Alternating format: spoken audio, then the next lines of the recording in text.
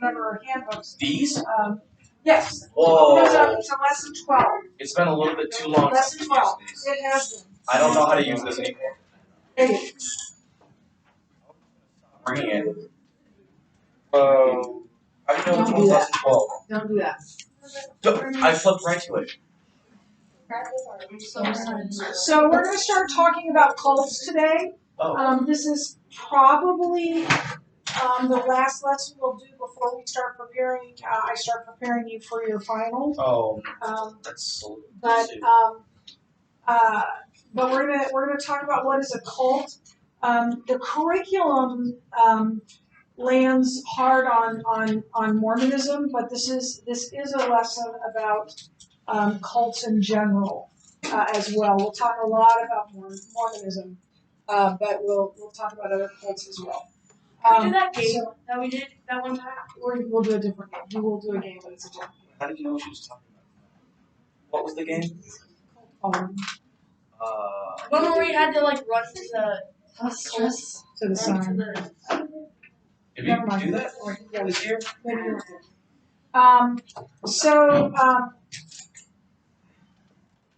Cults seduce millions of people every year into embracing their brand of truth. Peter tells us in 1 Peter 5:8 that Satan is constantly at work, and then he says, looking for someone to devour.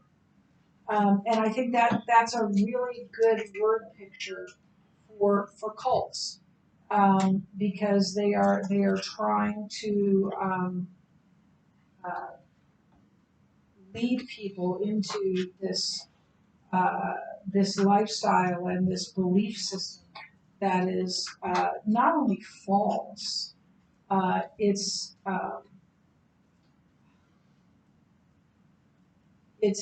more than just even misleading. It is, and as we look into it even more, you'll see that. And Satan is obviously the originator of lies, and he's not very creative. He keeps.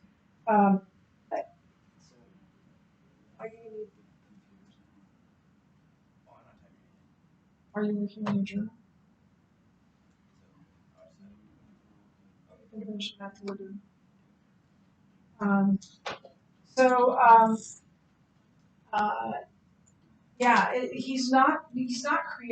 He can't come up with something new. He just rehashes the same lies over and over and over again.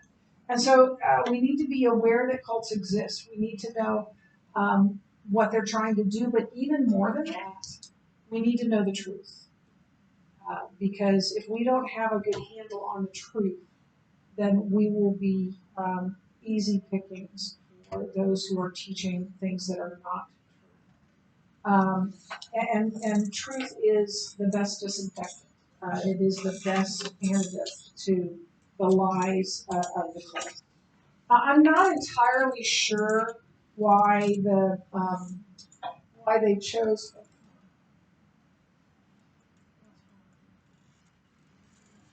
Oh, maybe it's because I don't know why they chose this for the anchor of the week, that Mormonism is a cult. We will talk about Mormonism, and probably the cult that we'll talk the most about. And maybe that's because a lot of people don't see it as a cult, but I think you will see it as a cult once we get done with this. You won't have to know that. Thank you, though. So here's the definition of a cult. From a Christian perspective, a cult is a group of people centered on the false teachings of a leader who claims that he or she is uniquely called of God, and sometimes says that he is God. Now, why do I say he? Because the vast majority of cults are led by men. There are very, very few that are led by women. So how can we know then if a prophet is really from God? How can we know? Because all cults will say we have the truth. We have we're the only ones that get it right. And so how can we know that a prophet is telling the truth. Well, fortunately, the Bible actually answers that for us. Oh shoot, it's not there. So in 2 Peter, Peter says that if what a prophet says doesn't come true, you can ignore him. So if these leaders are um, uh, positing things that are not true, that do not come true, then you can disregard them.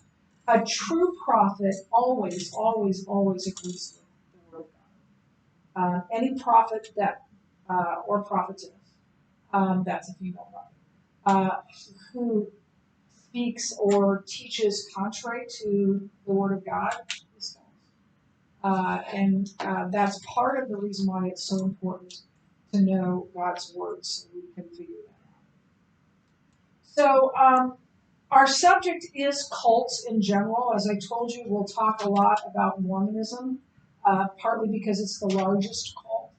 And it's one of the fastest growing religions and has been for a long, long time. Anchors Away calls it a counterfeit Christian religion. I wouldn't put the Christian in there, but we have to understand what we're dealing with because they're very evangelical. They have like over 63,000 missionaries trying to lead people into Mormonism, and they're very good at what they do. And they're so clean cut, and they're so nice, and they're so uh, moral. It's hard to think, well, how can they be bad? They're so nice. So we have to understand their approach. And when you go to college, it is quite possible that you'll have some sort of Mormon missionary come up to you and try to talk you into Mormonism. So you'll also watch a testimony about a woman who became a Mormon and her experience, and she's now a believer. I'm just going to tell you at the front that she is not. She's elderly. She's an elderly woman, and I know you sit and listen to an elderly woman every day in this class. But I don't want you to discount her just because she looks like your sweet old grandma. She does. She looks and sounds like that, but her story is pretty amazing. Please don't discount that. So, what is a cult?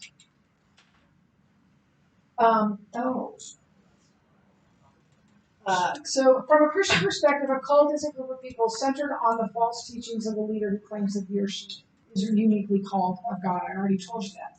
So, there are lots and lots and lots of cults. A cult really only needs two people. Most of them have many.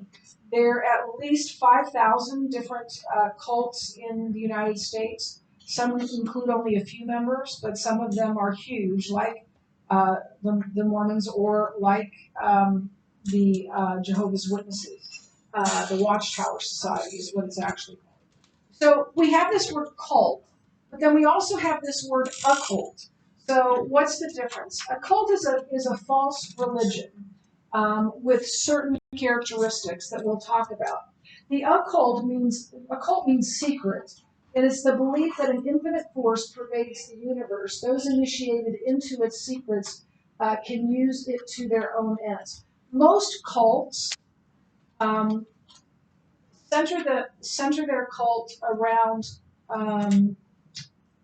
pseudo Christian ideas. But the occult is completely different. The occult is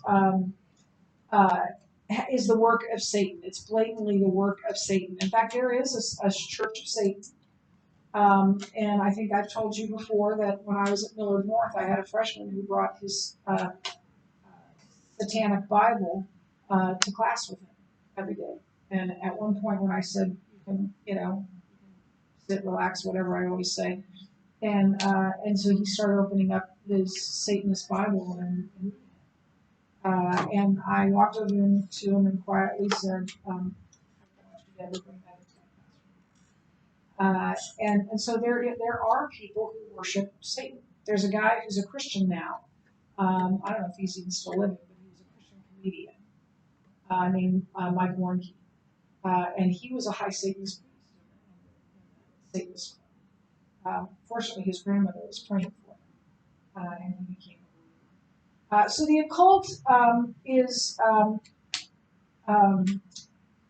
obviously blatantly of Satan, but it has a lot to do with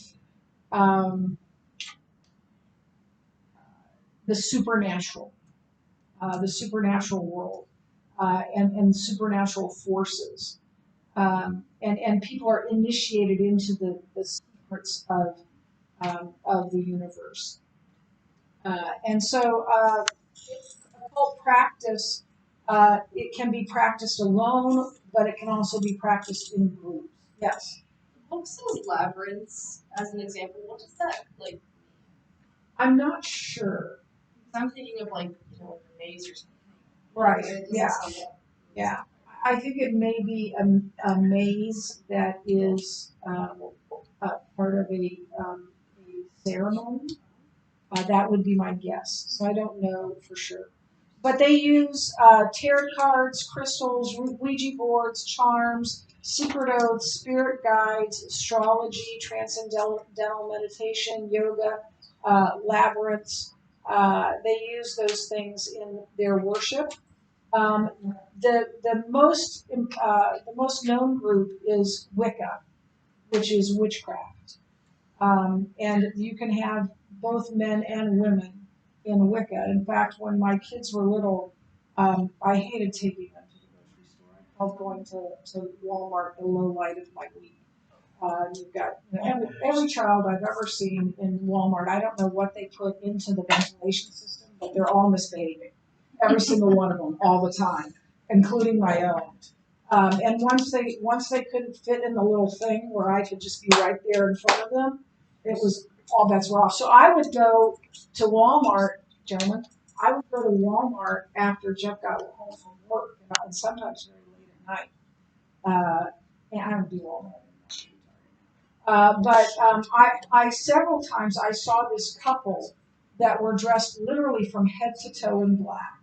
Their hair was jet black, and I recognized because of the garb, it wasn't just black clothing. It was priestly clothing. That they were Wiccans, and they were probably Wiccan leaders because of the robes. Yes. Can you what? Me too. Okay. And so that's Wicca, and a number of cults dabble in the occult as well. So here are some characteristics of a cult. How can you identify a cult?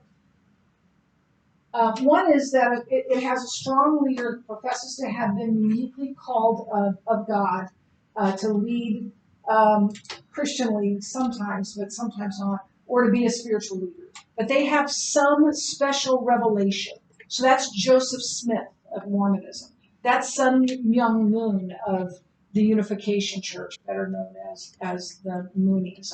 Yes. Oh, not even knowing. Jennifer Teeter. Wow. Mr. Teeter.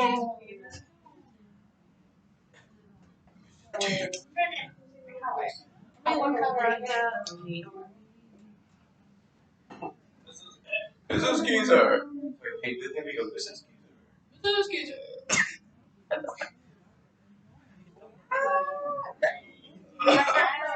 You too. I'll give you $20 for those wrists.